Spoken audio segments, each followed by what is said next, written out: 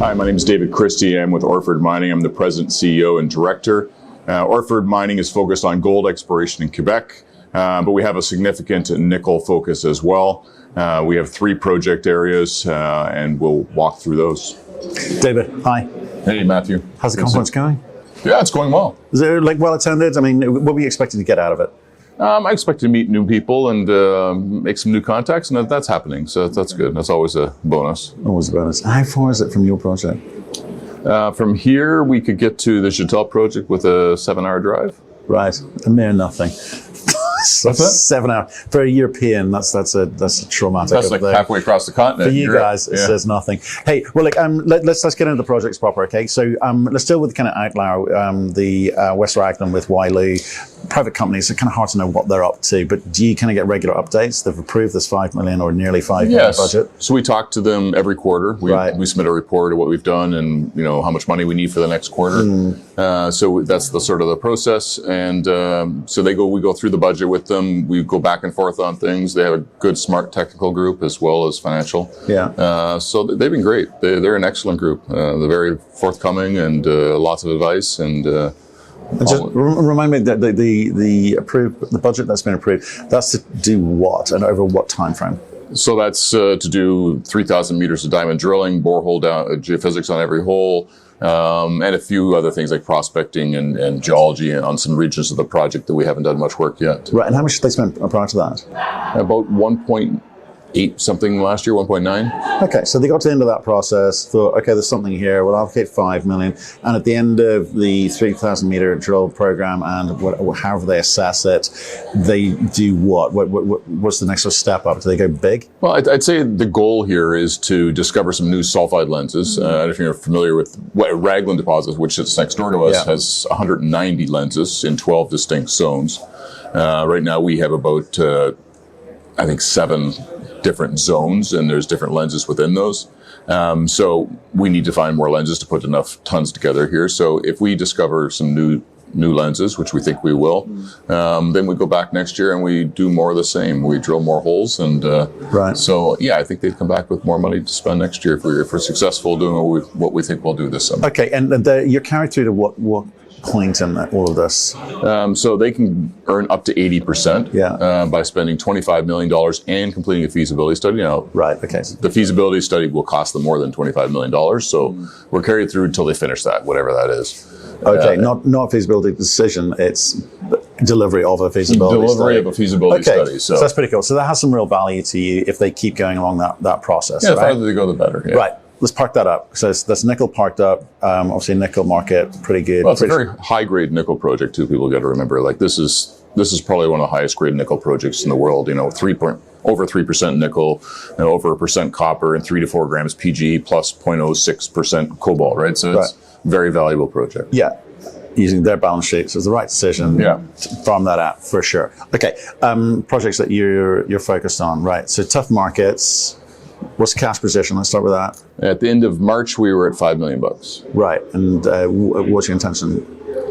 Pardon me, sir? What's your intention in terms of the spend of that or allocation of that capital? Well, we'll spend all of that by the end of the year. That's sort of the intention.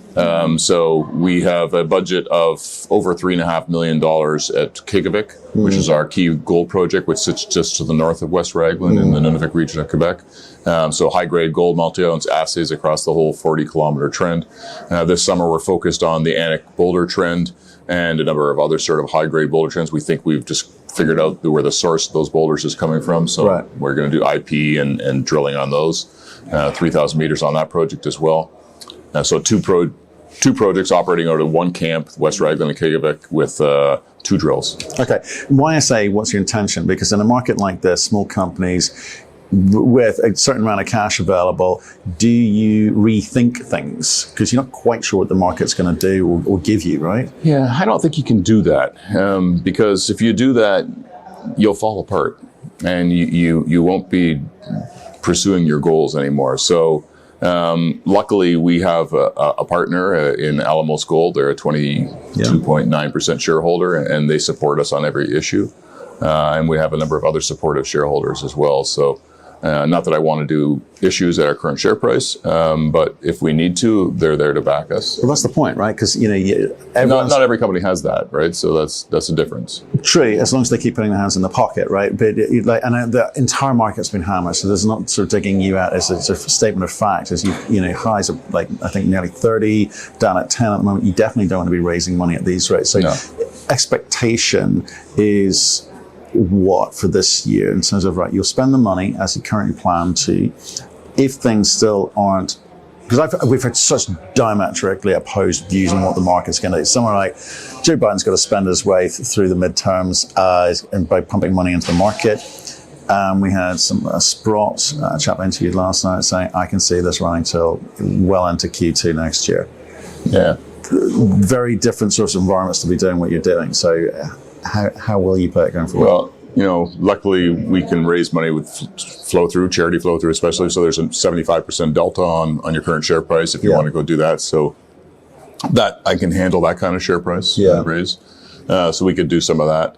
It's definitely tricky right now. And I think you're right. The market's going to be extremely volatile. I said that in my talk yesterday. You're going to see people getting whipsawed here with the gold price. It's not going to go down a lot, but it's not going to stay up. It's going to flip-flop around like a yo-yo. Nickel price, I think, will stay fairly solid. It's not going to go down, but there's quite a bit of supply out there right now. And the market, the electric vehicle market's not soaking all that up quite yet. But it will. So I think, $12 nickel to $14 nickel is probably where we're going to be here on a pound basis. So I think, with the nickel as a backstop for us, we put out some good nickel results. We have the potential of seeing a higher share price because of that. Yeah. The gold price, that's but it's a funny one. Okay, so we're back to nickel, so let's stick with it for a second.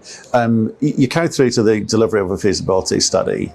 Yep. So no cash required. So today's market cap of 15 million, you're going, well, not getting fair value for the nickel, right? No. So, but that's because Wyloo's got to go through a process. You've got to spend that $25 million plus to deliver that, and at some point that value will come.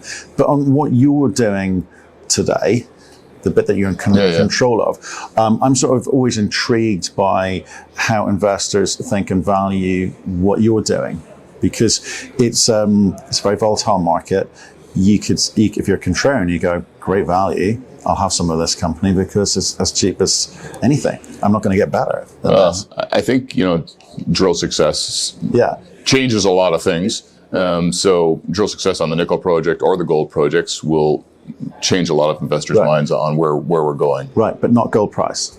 Gold price, I don't think is going to do much this year, so I don't think it's going to be the factor. It's what we do. Right.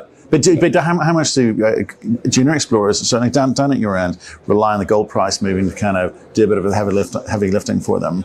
Well, versus what you actually do, because you're so far removed from benefiting from the gold price. Yeah, but it's still, we have a lot of beta, right? So if people see us making a discovery and the gold price rises at the same time, that you get that extra beta kick, and that's the beauty of the gold explorer market, right? So. Yeah. When I was an analyst, there were some companies I used to chart all the betas of companies to see who had the best beta, and you'd buy them just before the seasonal demand kicked in, right? And they'd fly up, 50%, whereas the peers would be 20%, right? So what's the share register looking like now? You told us about one of the major shareholders, but in terms of that makeup and the type of investor, because clearly the risk averse are cash in hand, risk off, sitting at home waiting for this thing to resolve itself. Yeah. So you've kind of got some long holders in there, presumably. When the market does start picking up, one of the things I said about you was you don't talk to the market much. You've got a good story, but you don't talk to the market much. What would you be saying to the market, and what type of investors do you actually want on board? Well, right now we have quite a mixed group of investors. So we've got...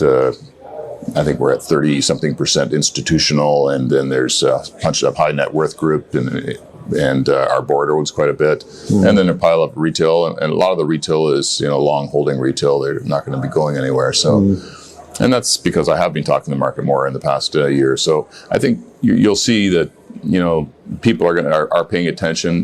We've had a couple of guys exit the story this winter because it was time for them to exit, but. Right. So I think, with drill success, I think is what we need to see. So if I was an investor in Orford watching from the sidelines, I'd be waiting to see what we got out of this summer, because this summer will be key.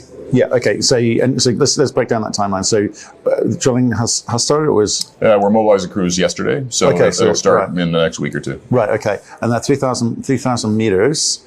Where precisely, and what are you going after? Is what I guess I'm trying to. Well, we're going after. We have this Annick 3.6 kilometer boulder train called Annick. Grades up to 648 grams in this boulder train, right? So very high grade, and we think we found the source to that train.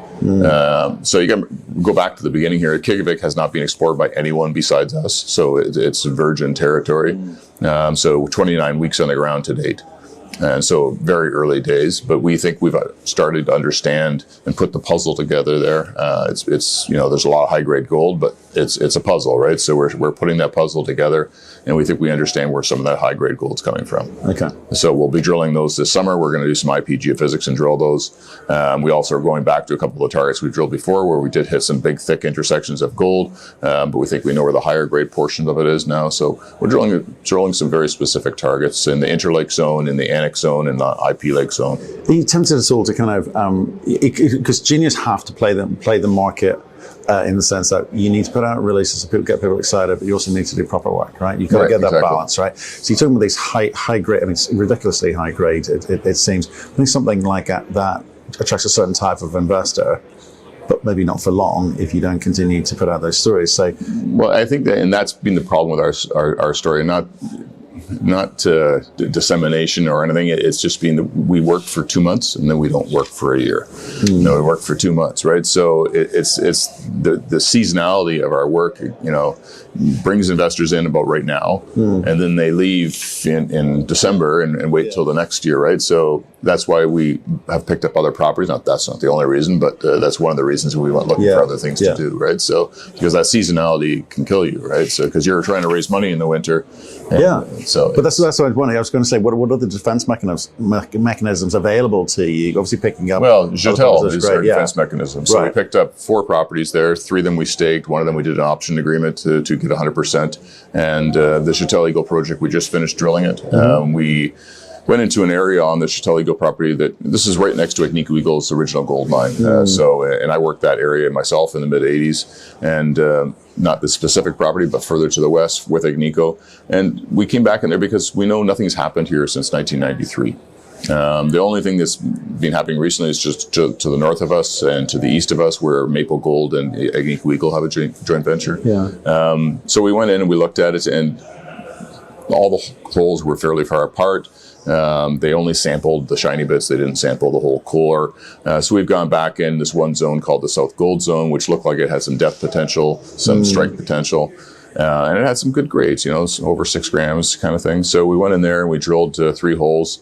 We got highest assay 14 grams over about a meter. And we also hit some really thick intersections of a gram material. So 46 meters of 1.97 grams or 28 meters of 1.24 grams. So some really good stuff close to surface. So if we can extend that zone to, 600 meters, 700 meters of strike and get down to 300 meters, we've got a body there that's mineable. So that's the goal this coming winter.